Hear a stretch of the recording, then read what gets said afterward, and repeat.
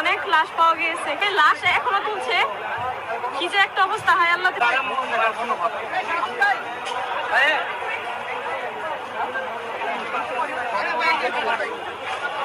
লাশ করে ওদের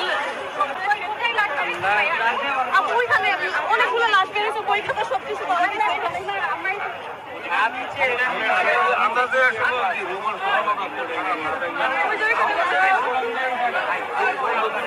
কয়টা লাশ পাওয়া গেছে?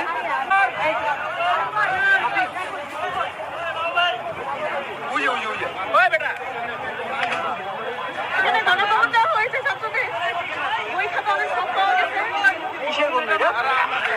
গন্ধ এখানে থেকে যাইতেছে না, লাশের গন্ধ।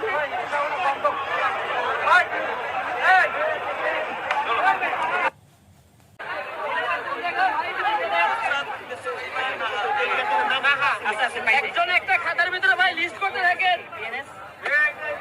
কারো সাথে কলম থাকলে লিস্ট করে।